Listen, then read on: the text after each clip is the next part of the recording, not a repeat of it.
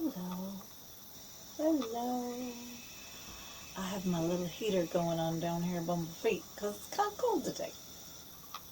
Feels nice and toasty. Hey, hey, everybody. It is I, Galen at the Style Sherpa. I hope everyone is doing really well today. It is gorgeous and sunny here in Rhode Island, although crisp and fall-like, which is perfectly seasonal. So we will be happy with that because it's not snowing. And we love the sun. So, hello, my friends. Today I am talking about reflection. I love reflection. Oh my gosh. It's probably my favorite thing to do, my favorite step in the whole sort of self awareness, self discovery, um, monthly cycles of sort of self repair, as it were, right? And self figuring out who you are. So I love the reflection part because this is truly where you get to see the progress you've made, to see if you're still heading in the right direction, if you need to go back and readdress something. It's just such a delicious place to be and to really sort of sit. And I think one of my favorite things to, because of what it is, it's putting you in a place what I call ego neutrality, right? So that's the ultimate goal, is to be able to keep your ego in check, but put it off to the side, right? We all need the ego. The ego is very important, so I certainly don't want to disregard our ego in any way, but it can get in the way of improving and evolving and getting past some of the limitations of ego. So self-reflection allows us to get into and practice the skill of getting into an ego neutral state, and that is such an important skill in everything. So to me, that's why I love it, is I really get to practice this non-judgment observation state on myself, which is something I do for everybody else all the time, but not always so good about it for myself, which I think is very normal. I think we all tend to be hardest on ourselves. So that's what I love most about doing this reflection exercise, and it should be done regularly, just like all of them should be done, but especially after you've gone through a period of release. So when you're doing like your full moon releases, the next step would be to sort of do this reflection process. And as I said on my card pull, one of my favorite things to do with that is to actually look at myself in the mirror, right? And truly look at myself and see myself for that. So as I was walking through the woods on my coffee walk with my dog the other day, and it's beautiful fall here in New England, and the leaves are just very vibrant, absolutely gorgeous this year, and they're all falling down. They've almost all come down now, and so the trees are bare, the grass is still green, and the leaves are very vibrant, but on the ground. And one thing that really caught my attention the other day was how the paths through the woods that I will walk the dog, or my husband has his hunting stand out back, and he'll take the ATV down that. Those paths that we have into the woods that are sometimes hard to see in the summertime and the springtime, and even in the wintertime, when the leaves fall off the trees, it almost illuminates the path in front of you, and it makes it so clear where you're going. And I was like, oh my gosh, that's exactly what reflection does for me. So reflection covers up all the rocks, the mud, the roots, the worries, the oh my gosh, I might trip. Oh my gosh, I got to step over that mud puddle. Or oh my gosh, I have to worry about this, or I have to think about that, or get stressed about how anything is going with me. And it allows me to just see the path in front of me as it is, without judgment, without any of that worry or anxiety. And so I loved that visual that nature gave to me on the walk.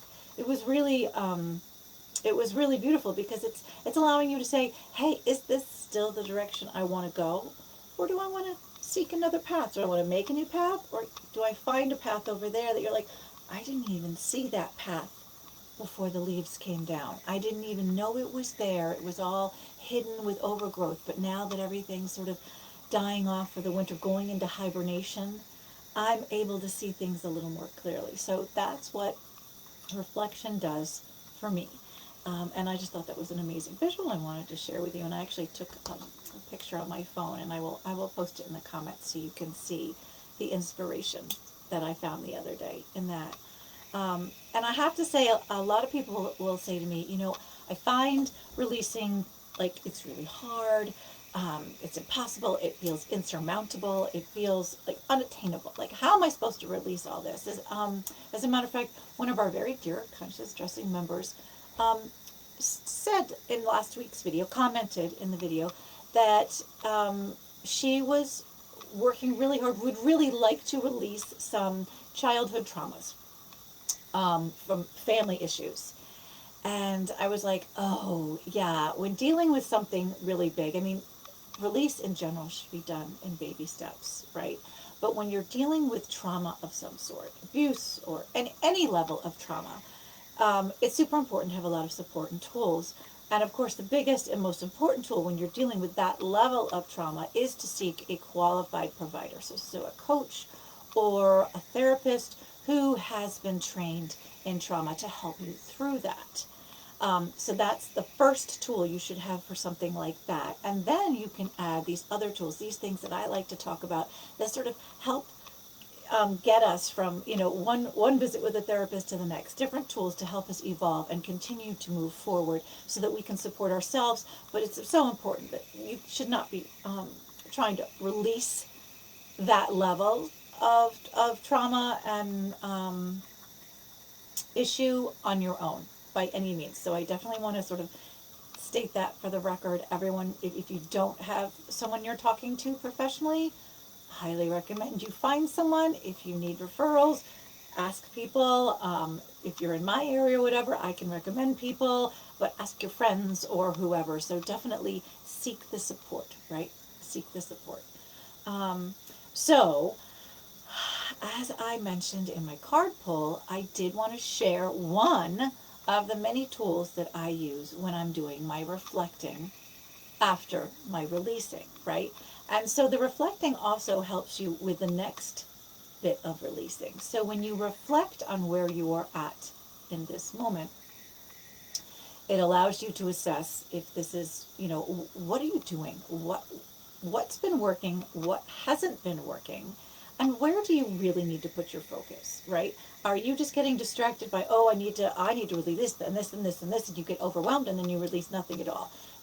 Or are you just saying the words, oh, I'm going to release this, and nothing ever really happens? So the reflection process allows us to really examine in a non-judgmental, loving way what we're doing, what's holding us back, what are areas that we really are seeking change, that we really, really want to make changes. And then to go, okay, I can identify these areas, and now this is going to help me move forward to my next thing, so I can really start to work on that, because it's not a one and done, and this is why we do it regularly. It's so important, because if you're doing this on a monthly basis, really doing the release work, doing the reflecting work, it's going to come. But it's work, it's constant work, right? We're a work in progress. I think that's kind of why we're here, to be honest with you, is to figure all this out. So the sooner you get into doing the work, the more joyful and amazing and fulfilling your life is definitely going to be, for sure.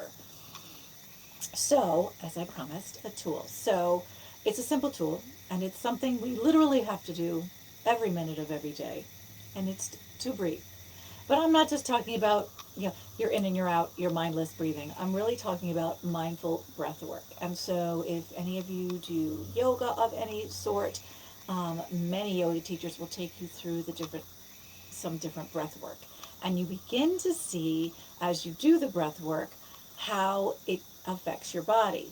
So it's like a self-soothing, right? So breath work is a way to self-soothe. It's an amazing tool, and it giving yourself proper deep healing breath nourish you to your core.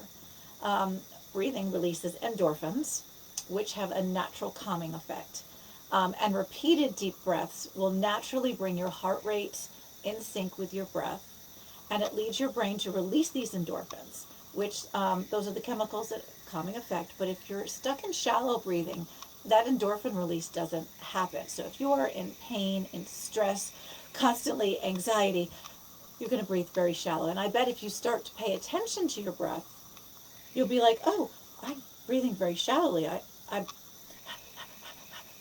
that panting thing. If you start to observe, and again, non-judgmentally, but just be aware of your breath. If you're feeling anxious, scared, anything other than calm, just take a step back and go, ooh, how's my breath?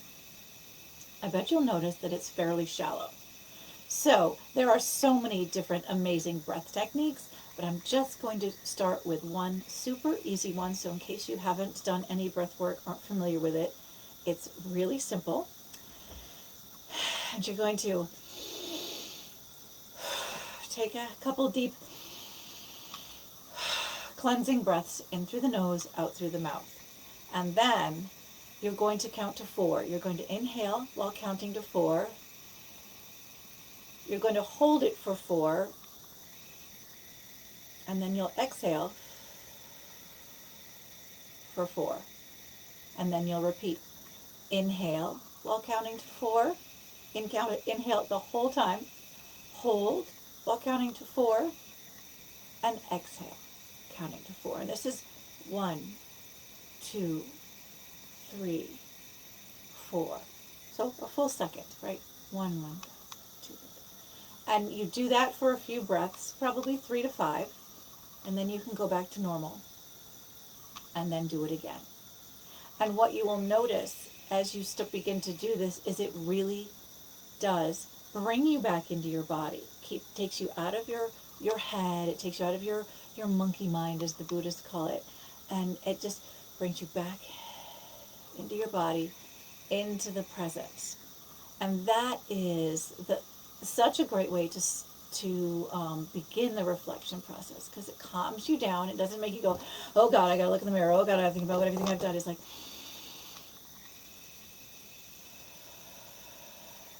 and once you've leveled off, you can really start thinking. And whether you're going to look in the mirror, use that technique that I do where I look really right into my own eyes and just, what am I seeing and who am I seeing? Or if you are not comfortable with that yet, just sitting down with a piece of paper and a pen, a journal, and just sort of write what comes to mind. Things that I'm happy with right now. I'm reflecting on that. Things that I had been hoping to change. Have they changed? Have they not changed? Do I still want them to change? Is there anything I want to add to the list of things I want to change? And then why am I wanting to change these things? What do I think it's going to bring me? What do I think that's going to do for me and my life? Is that going to take me forward, or am I just trying to move past something? Because if you're just trying to move past it, releasing something you're just trying to move past, it's not going to work. It's going to still be there. So really, really sort of digging in and asking yourself the hard questions. This is where the benefit comes. So it's pretty amazing, and I hope you come to love reflection as much as I do, and that you begin to understand the benefit of doing this, and to do it not only once a month, but as often as you need. I find I will do reflecting sometimes after I have had maybe a bad interaction with someone, someone I'm close to, or relationship, and they said something like, oh, this happened, and you said this, and it made me feel like this, or I feel myself reacting to somebody, at work or with a client, and like, oh, I didn't like how I reacted. I'm not loving what they said to me. I'm not loving how I'm feeling. Whatever it is, I'll take a few minutes and just say, okay, let's take a few minutes. Clear our head, breathe in, breathe out, and then sort of say, okay, what's really going on here? And that breathing allows you to take that step back, and it allows your ego to calm down so you can really observe. And then think about, okay, is this something I can repair? Is this something I need to repair? Or is this something that's going to, this requires a conversation. There's something that needs to be taken care of and a conversation needs to happen. So there's all sorts of angles and ways of handling it. And it can be little things, um, to, of why was I so angry? Was I was sitting in traffic? Why did sitting in that traffic make me so angry and irate, and I was just feeling the road rage and banging, and why are people so stupid, and oh my god, use your freaking signal, people, and oh my god, everyone just let everyone in. We don't move faster. Why? Right? Why? Am I in such a hurry? As my sister pointed out the other day in our coaching in our coaching group, she's like, it's not like I had a heart in the cooler in the back and it had to get somewhere.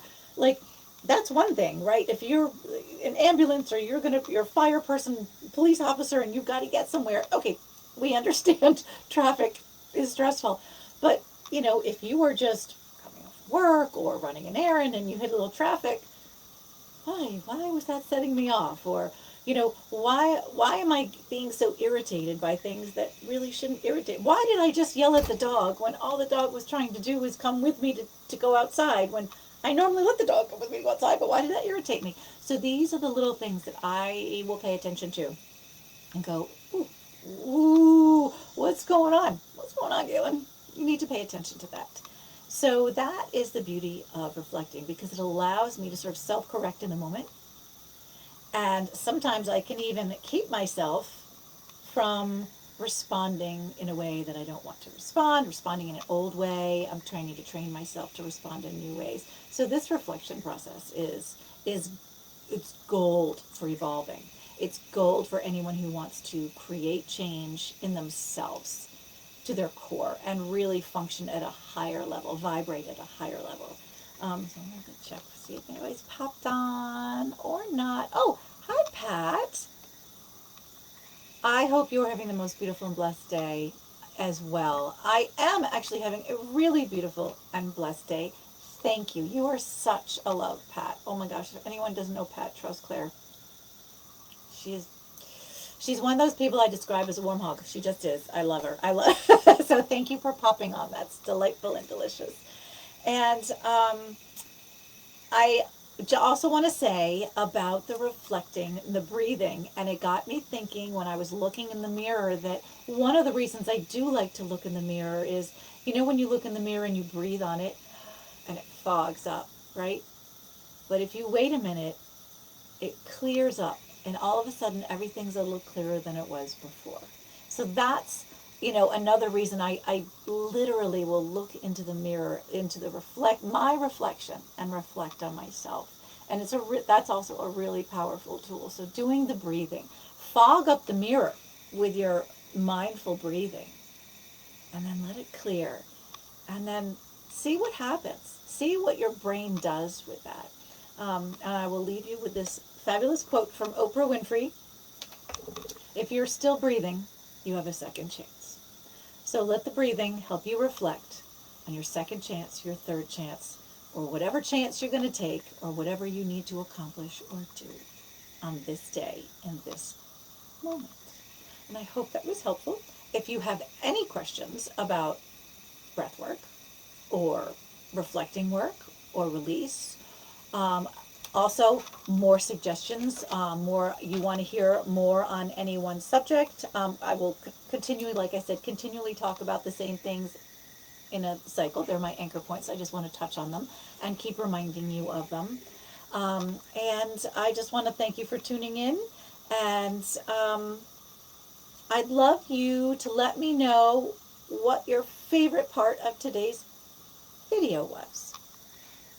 And then toss me an emoji how you're feeling about reflecting. So there's your work. Let me know. Mwah. Love you all. Namaste. Enjoy the rest of your day.